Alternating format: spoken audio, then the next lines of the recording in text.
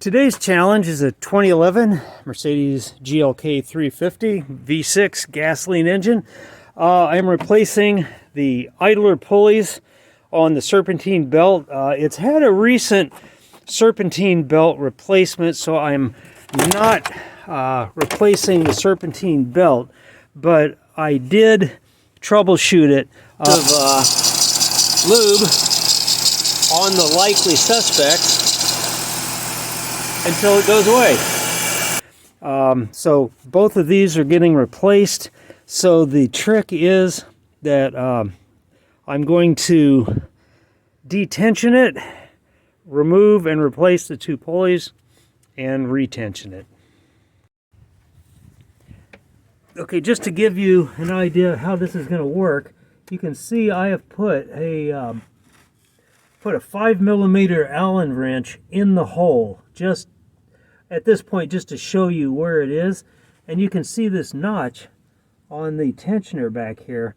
That as I rotate it up from this perspective up and to the right, that notch will pass the hole that Allen wrench is in, at which point I'll reinsert it, and that will hold the tensioner up. So it'll reduce the tension so that we can do the work on the car without fighting the tension. Okay, I wasn't able to exactly show the process. I used my 1/2-inch drive with an adapter to a 17mm extension socket. I put a big honking closed-end wrench just to magnify my torque, turned it counterclockwise, as in loosening. Sorry about that. And I installed the Allen wrench in place, holding the tensioner in place. So now it's fully loose, and you can see the belt is nice and loose.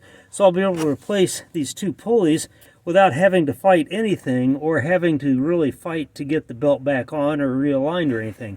A little more work up front, but a lot less work after you replace the pulleys. If you took the belt off and did it, then trust me, getting it back on is going to be a little more of a struggle than I'm going to have. New pulleys in hand. This one comes with a bolt. This one doesn't. The small one is held in place with an E12 socket.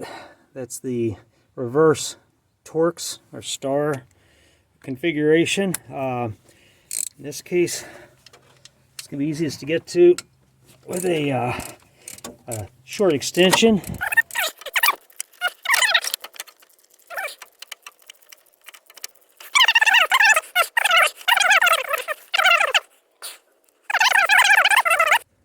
This one will come off. I should be able to just slide it in without relocating the belt or anything. The advantage of doing it the way I'm doing it. Okay, so here we go. And you can see this one has the same configuration. So it's just a matter of basically, let's go ahead and put it back in place with the belt and then tighten it down. This one goes.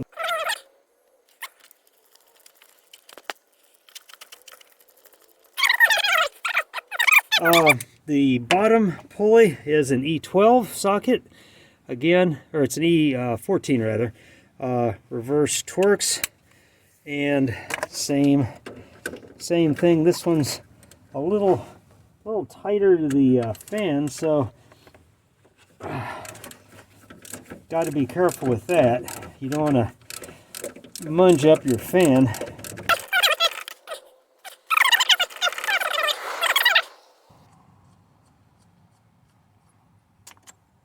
And this one, the belt droops a little more when you pull it off, but you can see it's a special bolt. The new pulley did not come with one.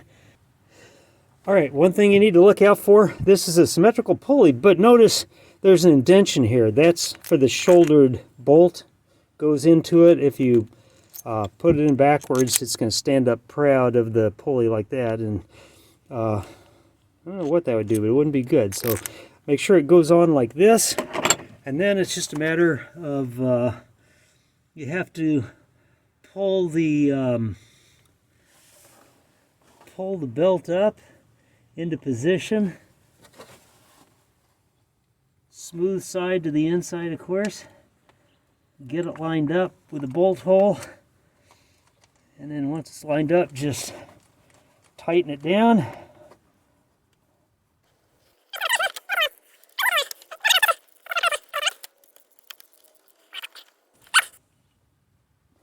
All right, now thing to do is double check, make sure the belt is fully seated. It's inside the pulleys. The grooves are lined up with the grooves on the appropriate pulleys. Everything, well, there's one long, complicated belt. Everything looks good. So at this point, make sure this one's on. There's one back here. You really want to make sure the AC compressor, make sure it's lined up. And at this point, all I have to do is undo the tensioner. Okay, now the trick here is to get back on the 17mm bolt, and you want to take the tension off it, or actually, so crank it back the way it was when you inserted the stop pin. Just to take the tension off of that, you pull the Allen wrench, you release the tensioner, and you're done.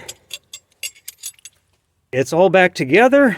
It's ready to test out, so I'm just going to fire it up, make sure everything is spinning free, quiet, and easy. So go ahead.